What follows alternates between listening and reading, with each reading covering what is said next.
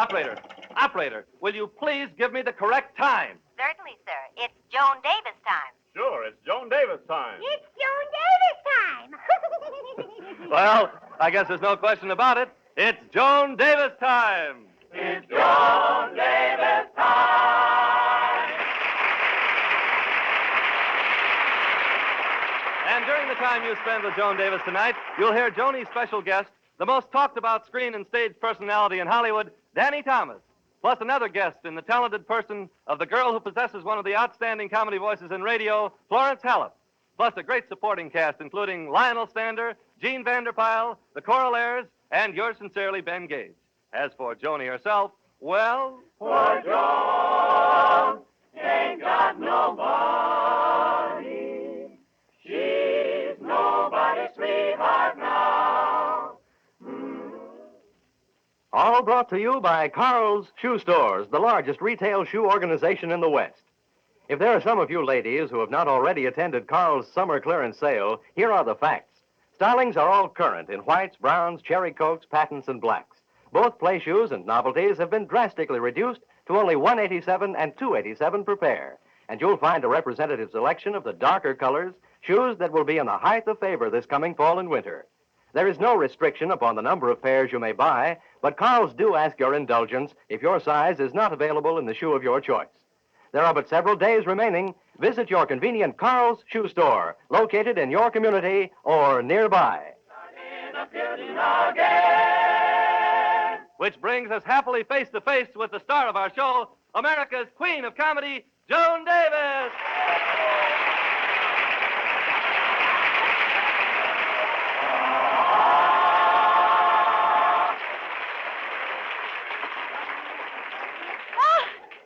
Saturday, October 4th. Dear Diary, you being my first diary, I better tell you something about myself. My name is Joan Davis. Joan. I was named that because my parents wanted a girl. As for my life, for the first 10 years, nothing much happened. For the next 10 years, nothing much happened, too. But after that, things got dull. Then, diary, I met a man, Dr. Crenshaw. He was wonderful. Square-jawed, rugged and muscular. And he felt the same way about me. Oh, our love was a mad thing. We were two beings caught in a whirlpool of wild emotion. Two corks bobbing in a raging sea of madness. Two tiny bits of driftwood tossed about in the rapids of romance. Two little croutons floating in the split pea soup of love. It's all over now. I never think of that doctor anymore, except occasionally when I smell penicillin. Yes, I've almost forgotten him. But does one ever completely forget these things? There's still a wound, a raw wound. It's on my finger where he ripped the ring off. But anyway, I've come to an decision.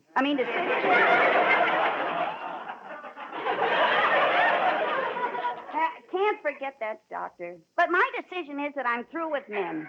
I don't need men. A girl can get along very well without men. All it takes is perseverance, courage, willpower, and no fun. I'm going to have a career. Make something of myself. Let's see, what could I be? Maybe I'll be a highly paid private secretary. Or maybe I could be an airline hostess. Or if I want something more exciting, maybe I could be a policewoman.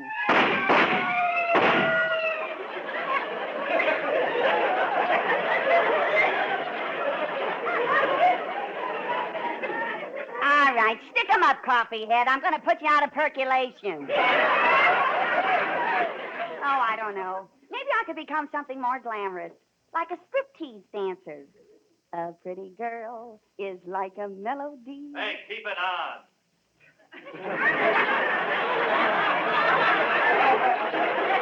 Yeah, maybe I won't become a striptease dancer. Anyway, diary, after I decided to have a career, I still needed someone to look after the tea room, someone who could act as a hostess. So I called up an employment agency and asked them to send me a capable hostess. The person finally arrived. Yes? I'm the hostess you sent for. I'm here to run your tea room. But you're not a woman. So what? Nobody's perfect. After all, I know how to keep books, wait on table, buy food. I've run joints before. But I wanted a woman for the job, and unless my eyes deceive me, you're not a woman. That's the trouble with people who interview you for jobs. They always look at you so closely. How do you like this? Here I am, a woman trying to make something out of myself, and here's a something trying to make a woman out of itself. Madam, give me a chance. This being a tea room, I can understand you're wanting a dame. I admit I ain't one now, but give me time. I'll learn. Look, nobody learns to be a woman. Either you're born to put out your hand for a left turn and make a right turn, or you're a man. But tell me, what do you want a woman's job for, anyway? Revenge. Revenge? Yeah. You see, due to the war, a huge number of the feminine gender have copped off men's jobs. So I decided to retaliate by grabbing me a woman's job. Oh, so that's why you want to be a tea room manager. Yeah, of course, this isn't the only kind of women's work I thought of doing. At first, I thought of becoming a soprano.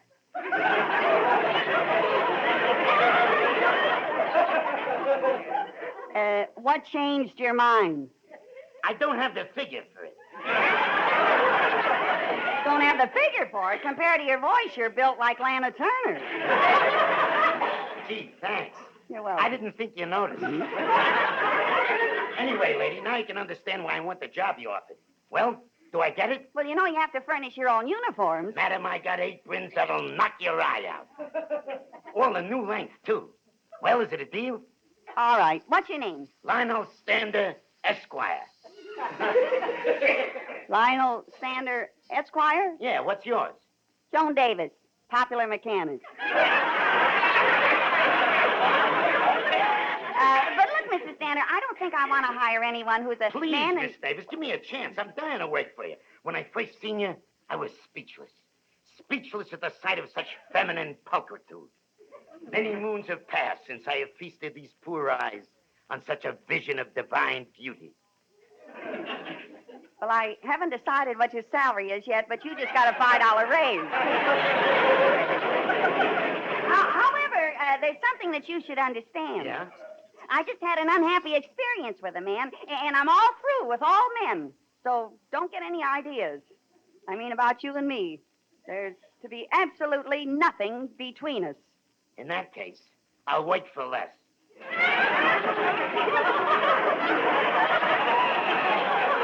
Just lost your $5 raise and took a $5 cut. Look, you better go out to the kitchen and get acquainted with your duties. I got to look through the want ads. Okay, madam. Oh, now to get started finding a career. I'll show everybody I've got what it takes to make something of myself. Let's see. Help wanted women. Hey, this looks like a big job. Executive secretary wanted by big used car dealer. Must be able to do typing, shorthand, and skywriting. No, I think I'll try another one. Say, this might be something. Models wanted by advertising agency. Must have grace and poise, perfect figure, beautiful face, and college education. Oh, gosh, if only I'd gone to college. Well, I guess I'd better try to find something. Oh, it's Gloria Newbold, that mush-mouth debutante. Hello, Gloria. Joan, darling, you look simply scrumptious. Well, thanks. You look pretty scrump yourself. Joan, dear, I've missed you so. You've been away all summer. Where have you been? I've been right here. Oh, then I must have been away. Hello, this kid. She's back, but her head is still on a vacation. Gloria, don't you know whether you were away?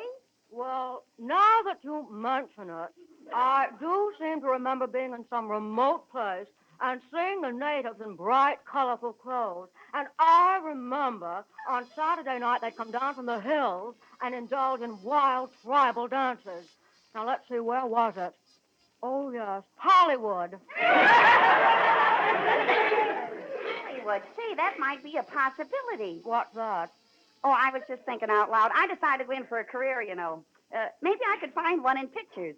As an idea, that is not only ridiculous, but utterly ut. What do you mean it's no more up than some of your ideas? Why couldn't I become a movie star? My dear, have you looked in your mirror lately? Well, I admit I may not be the prettiest girl in the world, but there are some movie stars who are no prettier than I am. Name two. Well, two, huh? Yeah. Peter Lorre and Sidney Greenstreet. Perhaps Peter Lorre, but certainly not Sidney Greenstreet. But tell me, darling, why the sudden decision to have a career? Because I'm through with men. I don't want anything more to do with them. A girl's better off without them. I don't agree with you. I rather like men. If you pick them carefully, they go so well with your clothes. But tell me, darling, what sort of a career do you have in mind? Oh, I don't know. Maybe I'll dig up my old saxophone and join an all-girl orchestra. An all-girl orchestra? Darling, won't you feel out of place? Look, Gloria, you may not think I'm attractive, but let me tell you something. You're not the only one. Really, Joan, if you must forget men, why do anything so vulgar as getting a job? Because I've acquired the vulgar habit of eating.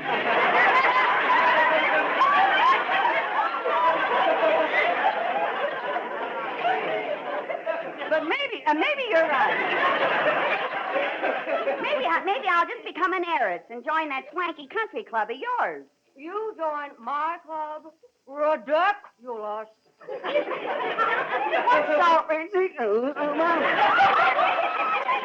Well, my club is so frightfully exclusive. Getting into it is not easy. You have to be recommended by 3 live members and 1 dead one. Oh, a dead one. A dead one? I told you, it's not easy.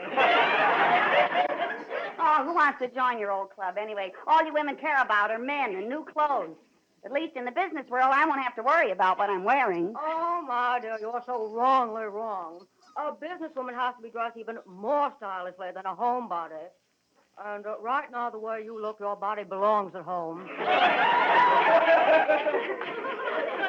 What's wrong with the way I look? Darling, that dress you're wearing is miles too short. You look simply outlandish.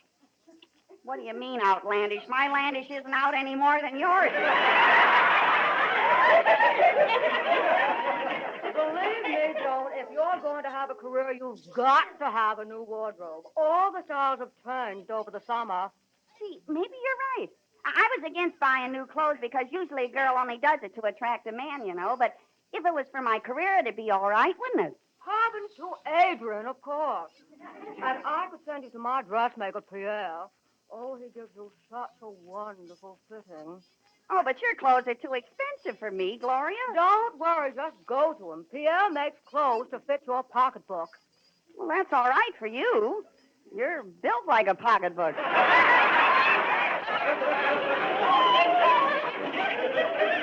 But I'd like something to fit me.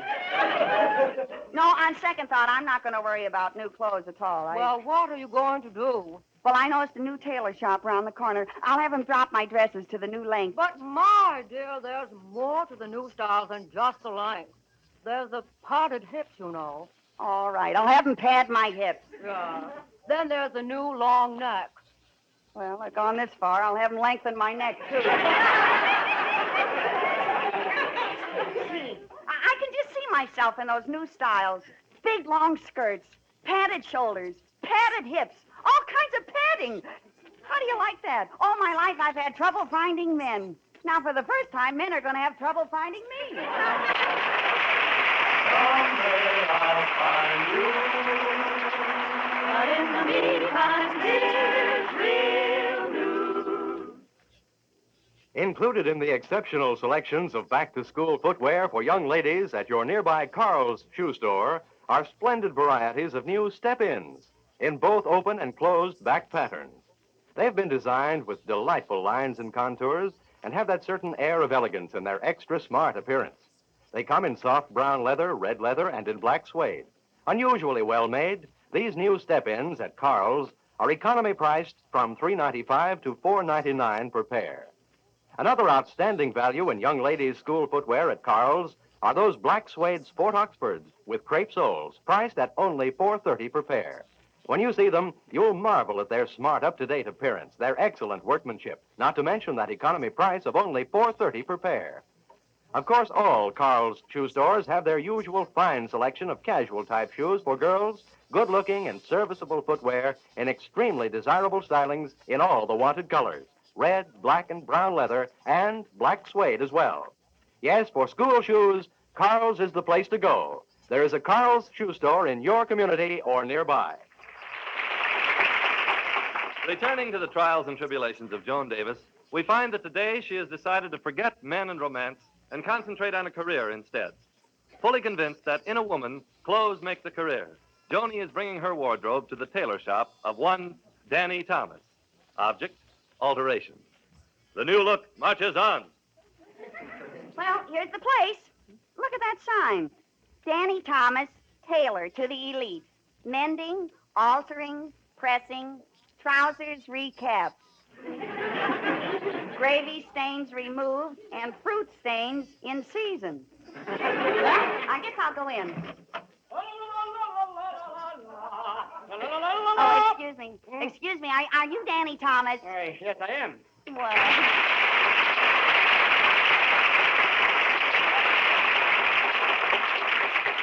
Pardon me. excuse me. Look, I'm here about some clothes. They're not ready yet. What are you talking about? They won't be ready till Tuesday.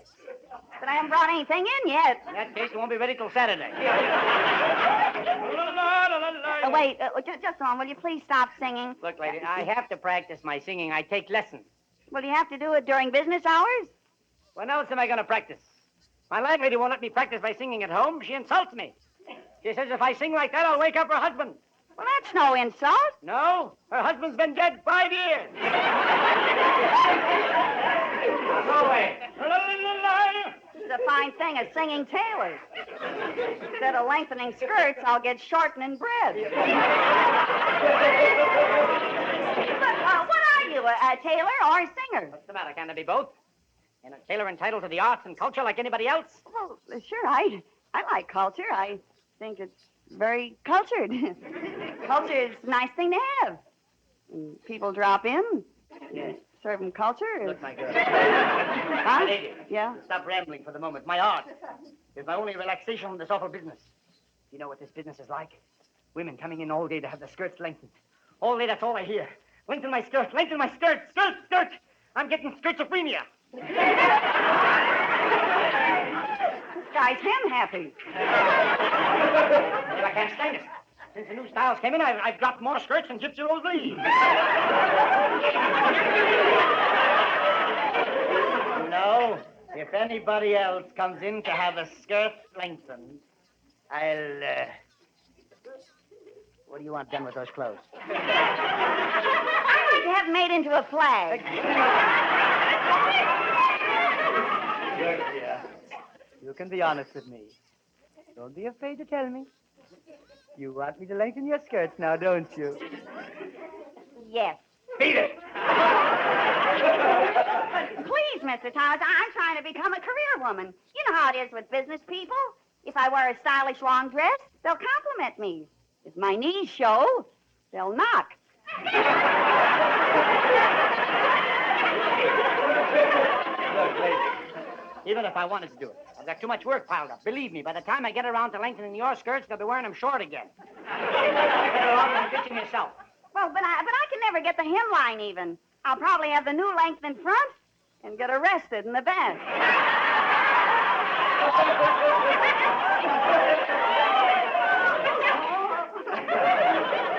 It's no use. No use. I'm not interested. However, I might consider it if you say to me, Mr. Thomas, dear Mr. Thomas. Yes. I'll throw away these old rags of mine and let you, with your genius, design some new clothes for me. But you're not a designer. I'm an artist, and art knows no boundaries. You heard me sing. I tell you what I put into my singing, I can put into your clothes. I don't like loud clothes. Believe me, my dear Joni, given a chance, I could be a Rembrandt of the rayon, a Picasso of the petticoat, a Beethoven of the bustle. You sound like a Batty Carnegie. Sound like an old bat. Please. Like an old puppet. No. Don't be... Please, don't be facetious. Under this simple tailor's exterior is the soul of a Schiaparelli. I get magnificent ideas for women's clothes. You do, huh? Uh-huh. Every time I walk down the street and see a beautiful girl, right away I get ideas.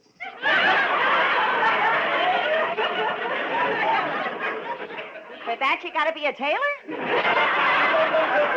use that word. Oh, lady, if you'd only forget these old clothes of yours and let me create some new designs for you. Oh, what I could do for you. And with what you've got, it's easy. What have I got? Why, you've got, Don't worry, we'll get rid of it. I can just see a long sweeping line from the left shoulder, Yes. leaving your right shoulder exposed. Yes. And a full Grecian drape falling majestically from the hips to the knees. And on this simple dress, bursting with myriad colors, will be a spray of sequins. What a creation! What a creation! Don't get so excited. You're spitting pins at me. Now, please, all I want you to do is lengthen my dresses. Quiet, quiet. My talent has taken over.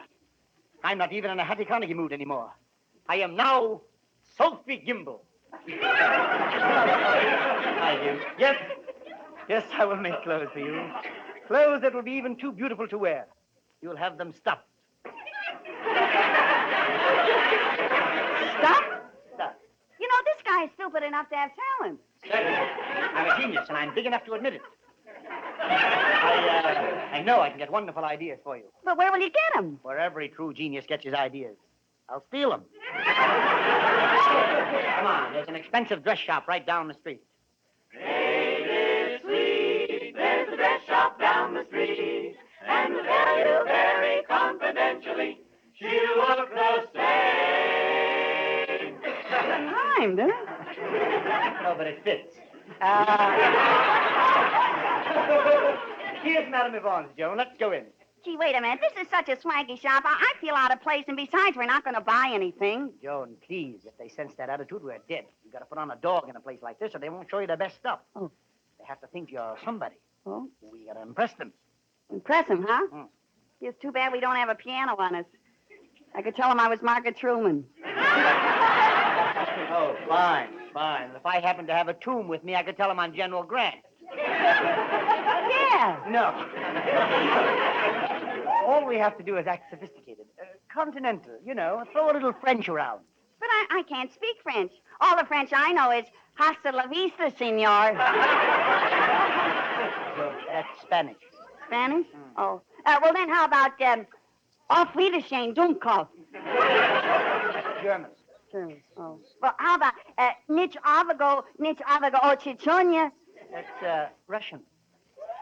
How do you like that? I speak every language but French. Isn't that murder? Now, wait a minute. I used to know a French expression. What is it? Maurice Chevalier. But I don't know what it means. Jones, Maurice Chevalier is French for Al Jolson.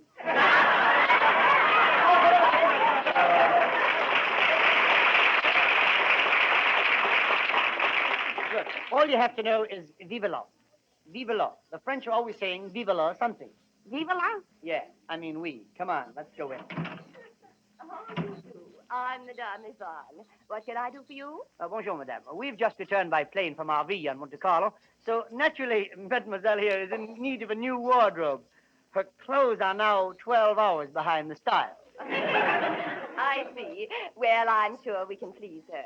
Fine. John, this is Madame Yvonne. Madame Yvonne, Mademoiselle Davis. Charmed. Viva la charm. Oh, how wonderful it is to hear French spoken well. I must confess that even though my name is Madame Yvonne, I'm not French. I don't use it for business reasons. Actually, I was born in New York. Oh, did you hear that, mon chéri? Madame Yvonne was born in New York. Viva la Empire State Building. Oh, I can't tell you how thrilling it is to meet people who have really lived abroad. Oh, Paris, the fashion center of the world. I've always wanted to go there. Oh, yes, Paris is wonderful. Paris is wonderful. It's the only place in the world that's completely Parisian. Oh, Paris. Paris in the spring, April in Paris. Kid, you're spitting those pins at me again. What did you say? Viva la pins. The river pin. Madame Yvonne, may we see some of your gowns now? Of course. I'll have some things modeled for you. Babette, Marie, Francine, over here, please. Now, Joni, if you see something you like, wink at me, and I'll make a sketch of it out on the pad, okay? Viva la pins. Take it easy, kid. It's me. I can't help it. I'm rolling.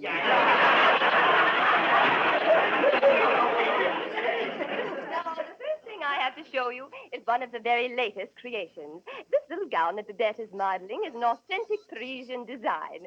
You might find it at Schiaparelli's. How much is it? Just $200. Viva la Sears Roebuck.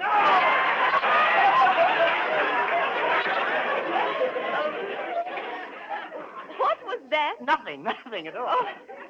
Oh, for a moment I thought she said, Viva la Sears Roebuck. But of course I must be wrong. Oh, you are wrong. What you heard Mademoiselle say was, Sire Rebou. Which is French for why don't I keep my big mouth shut?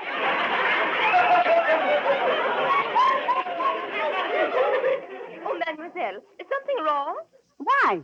Your eye, did you get something in it? You're winking. Oh, no, I always wink when I get near expensive dresses. You see, I'm allergic to sequins. Allergic to sequins? Yeah, it goes back to my childhood. You see, my mother was a poor dressmaker, and sometimes there was nothing to eat in the house but sequins. Oh, can you eat sequins? Oh, her mother had a recipe for them. Yeah, kippered sequins. Yeah, Madame Yvonne, may we see some other gowns, please? Certainly. Marie. Joan, take it easy, will you? This pleated gown Marie is modeling is the perfect example of the new vogue, and Mademoiselle, you're winking again. I am? Oh, well, I told you I'm allergic. But this gown doesn't have sequins. It doesn't? Oh, I forgot to tell you, I'm also allergic to pleats. Oh, yes, sir. Her mother had a great recipe for pleats, too. Yeah. And if you say pickled pleats, I'll kill you.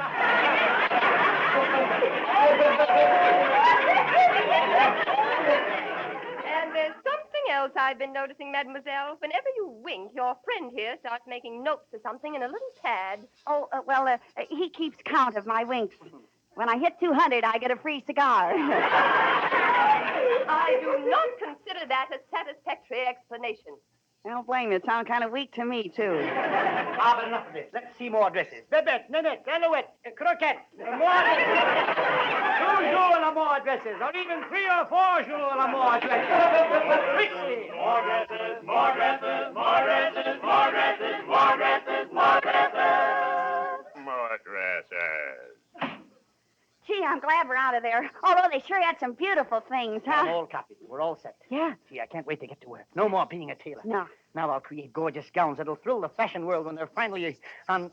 what the heck am I saying? Well, when they finally appear. Yeah, and when they appear, I'll be wearing them. Yeah. Yeah.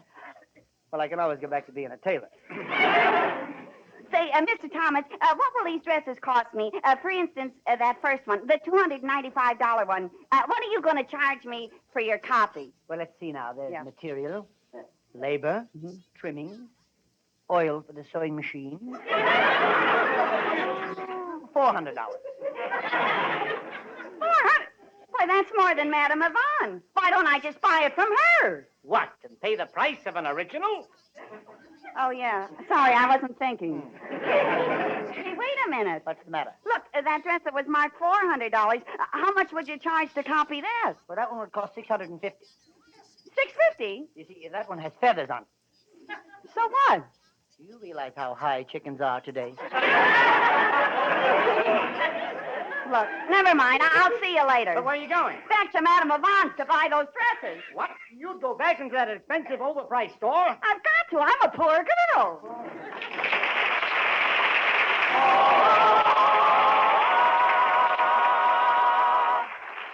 Joni will be back in a minute, but while she's gone, here's something well worth remembering. Vacation season calls for various types of casual and knockabout footwear, both for grown-ups and the smaller fry. At that convenient Karls Shoe store, located right in your community or nearby, you'll find a wide and varied assortment of the shoes you and your family will need this summer. For one example, Karls are amply supplied with tennis oxfords and sneakers. They're a must for vacation time. Then for you ladies and girls, too, there are those flat-soled zombies with the crossed canvas straps, which, incidentally, are specially priced at only $179 per pair. Many other types of footwear suitable for summer vacation wear are in every Karls store in plentiful abundance, priced to meet the most modest family budget. Visit that Karls shoe store in your community or nearby and see these outstanding shoe values for yourself. Karls Shoe Stores, by far the largest shoe retailing organization in the West, will welcome your early inspection of their famous footwear for men, women, and children. Dear Diary, as you know, I'm through with men, and instead of trying to get myself a husband, I'm going to be a career woman. Well, to look for a career, a girl has to have clothes. So today, despite the advice of Danny Thomas, I ordered $800 worth of beautiful dresses. What gorgeous things I'm getting. There's a ravishing blue gown with sequins on it, a dashing, darling pleated suit, a stunning new... Wait a minute. With clothes like that, who needs a career? I can get myself a husband. Oh, well, good night, dear diary, and good night, everybody.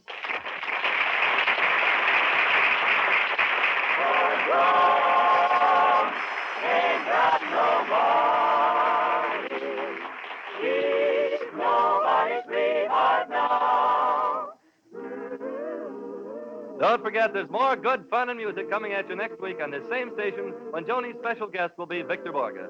So remember, if anybody asks you what time it is next Saturday at this time, tell them it's Joan Davis Time. It's Joan Davis Joan Davis Time is produced and directed by Dick Mack and is written by Abe Burrows, Arthur Sander, and Larry Mark. This is CBS, the Columbia Broadcasting System.